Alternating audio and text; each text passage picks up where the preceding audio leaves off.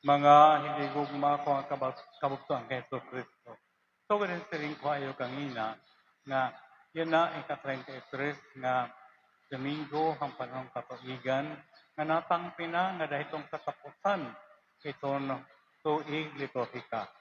Kay ito nga Domingo, amo itong katapusan itong liturgical year, Fiesta itong Cristo Rey. Ang masunod nga Domingo liwat, amo na New Year, bag-o nga tuig itong liturhiya ang panahon ng Adviento. Mga kabugtuan ko kay Yesu Kristo, sugad ang inahimbatian, ida ang mga barasahon, naghihinabi, mahitungod ang mga kaorhyan ng mga butang diha kalibutan. Ang siyahan, ang mahitungod, ang partikular nga paghukumhan Diyos sa datag sa haaton, iton adlaw, iton iya pagkuha haaton nga amo iton kamatayon. Partikular nga paghukom. At tapos naman, bang Japon ang general judgment ang paghukom ang tanan ng mga katawhan. Nang gihinabihan, nagidahison nga paghukom ng tanan ng katawhan, aada makahukuman iba nga mga magtadong ngan makakaambit handayon nga kinabuhi ngan handayon nga kalipay. Ito halangit. Ngan agsun mga magsinupakon ang Diyos, ngan tugtuban niya kamatay, waray gud sira magpingyap, in pagbalik ng sa Diyos, ada ira mang karuyag, agsun sira handay na kasakitan, impyerno. Mga kabugtuan ko, may tukod at particular judgment. Nga, magdiano kita ng magpakasala, kung atong sikilalon ang atong sa Kristo, sabihin God, iya kamaloyon, oo, may nga Diyos, kumo matadong, just, ang aton Ginoo, ang aton amay nga Diyos, sisirutan God, iton mga tao nga magpakasala. Sabi na God, itong particular judgment. Pero, kung ini nga tao nga ada naghihimatay, nakilala ang atong Diyos Kristo, nga nagtotoo niya ang kamaluoyon ang atong Ginoo, momot nga ang atong Ginoo ang tao ginhukdaran kan handyo nga amay nga Dios. Mangong babaw ang pagkaluoy ang atong Ginoo kay han paghukom ang amay nga Dios.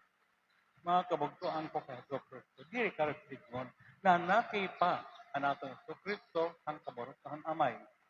Lugod, aada, iging papahayag niya ang kamaloy ang mga haw ang amay nga Diyos.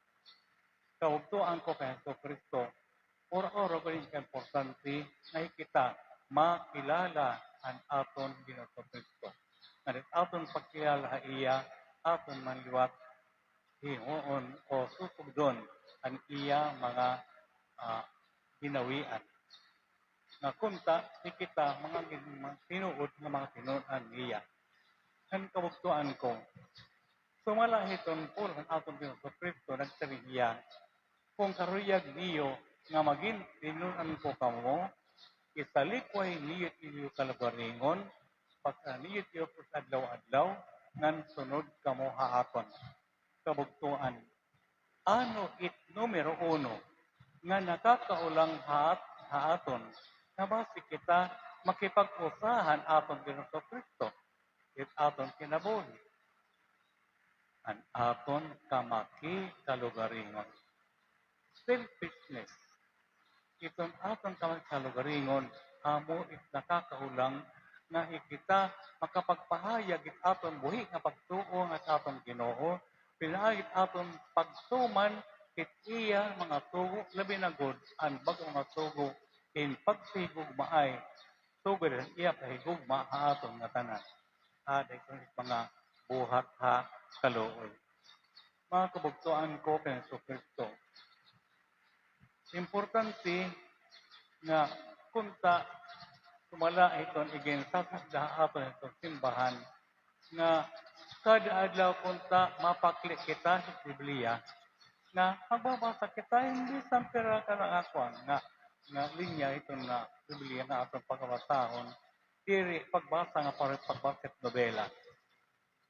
Nga, may ada la gutlo, ida iton Biblia, ay nga di may ada sinisir nga Bible reading guide, ano? Babasahon la, katapos, pagpapalandungon, kung ano nga bahin, di dahil ito naging basa, ang nakabantad ang aton kasing-kasing. Nga di dahil ito, ang mag-ampo naman nga sa aton Ginoo, nga buligan kita nga makapagtuman, ito nga iya, ito do, tidak ito na Biblia. Yan ang mga panahon, waray masteri nga, waray Biblia nga mababasa. Ito ka doon una nga ang Biblia, linatin la. Tanglit, di kung makakaintindi ang kadamhan ng mga tao. Pero yan na, waray lugar, waray lingwahe nga waray Biblia. Nga tanan ng mga lingwahe, nga tanan ng mga dialect, may ada translation and Biblia. Tanglit, ori makasali nga, di makakaintindi ng Biblia kay Biblia lingwahe ito man. May ada. Matanan nga mga dialect, may ada translation, iton Biblia. Mga kabugtuan, kung pananglitan, dili kung kita makapagbasa itong Biblia kada adlaw, por lo menos mamamati it mga pulong Diyos. Kundi bang kita makapagbasa, mamati it pulong Diyos. Matingba kada Domingo o mga piyesta nga ililihi. Amo nga niya natin yung Kristo, nagbiling niya nga sakramento, bilahan, Last Supper, pagsa niya, buhatay niyo na hinumduman ang akon. Ang pagsalimurog, ang sinisaringa, pagpinit-pinit ng tinapay, at ang tawag anay ang santos na misa. At ito anay, pagpinit-pinit ng tinapay, na natudok na dahan Last Supper, ang pag-institute na natin sa Kristo, ang sakramento, ang iyalawas o dugo. At yung buhatay niyo, hinumduman ang akon. Kabugtuan ko, sugad ng pagsalimurog, ang aton sa Kristo ng mga apostolo, at doon Supper, ang premyo na bahin na iraging buhat, amo ang pagbasa, ang mga pulong ng Diyos, ang pamalandong, ang mga pulong ng Diyos. Kasi nga, caring, nagpapaangbit sila, kung ano ang irang aabat, sida ang ira pamamati, mga pulong ng Diyos.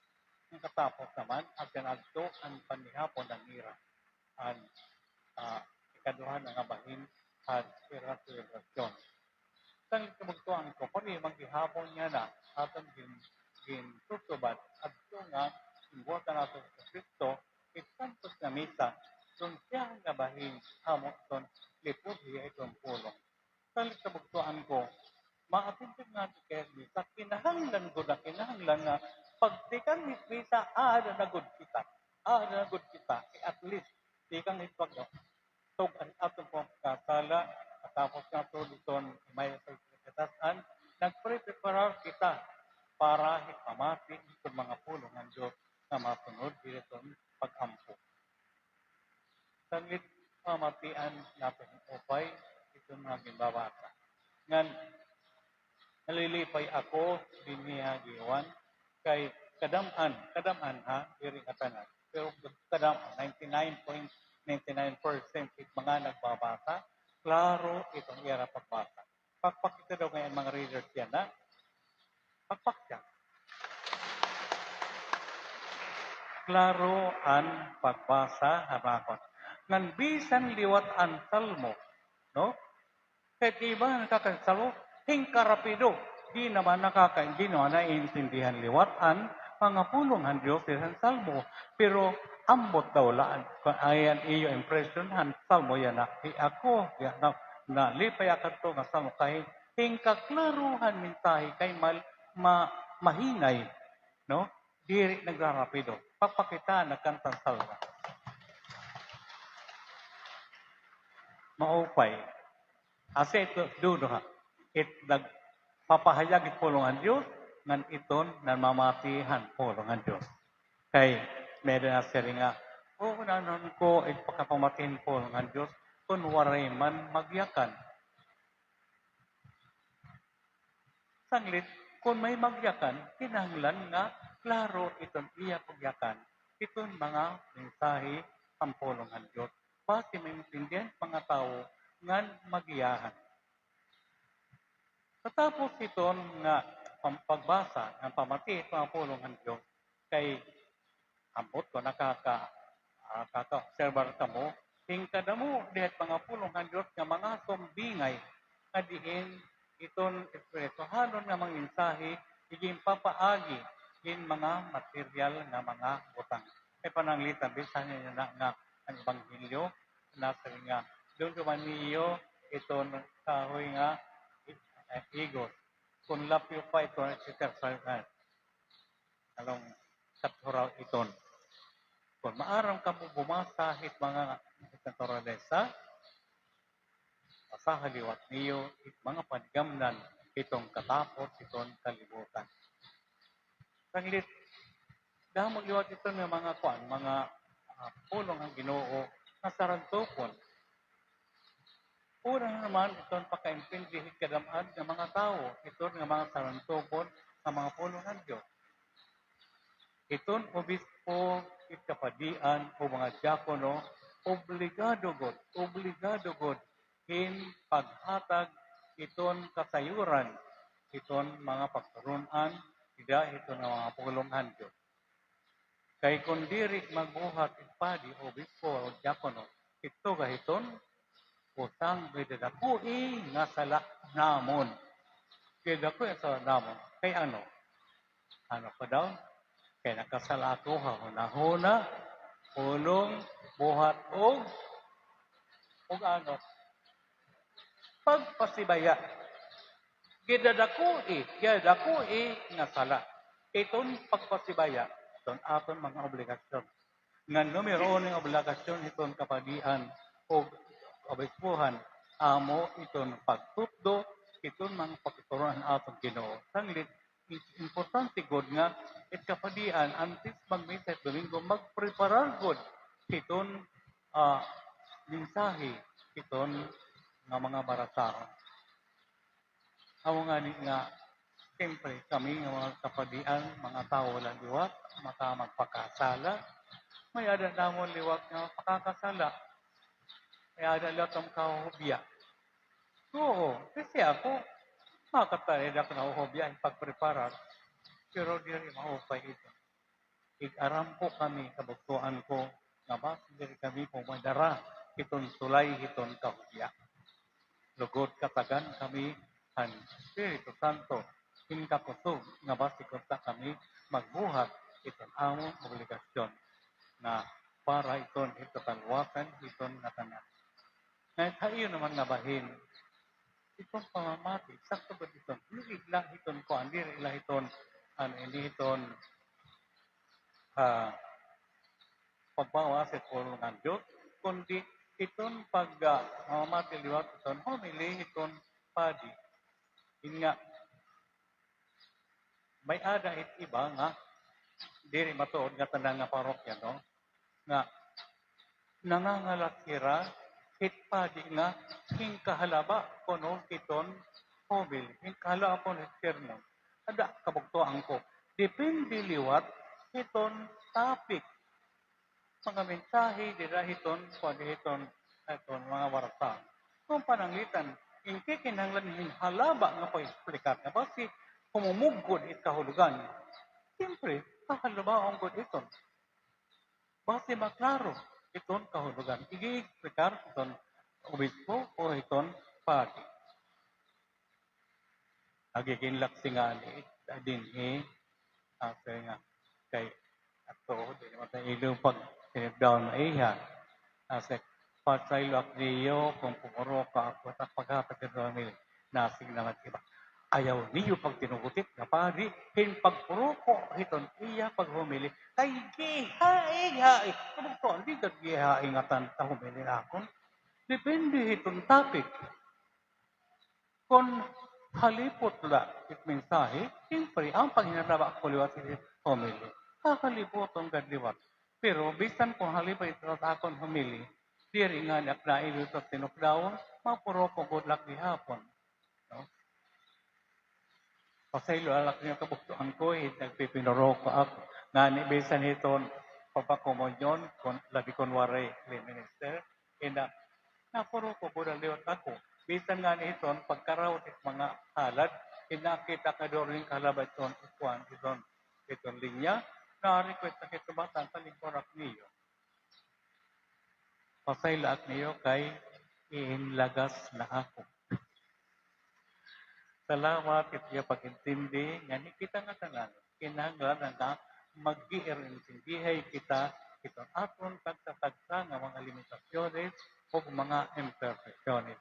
Base kita mag-arusa kit aton kinabuhi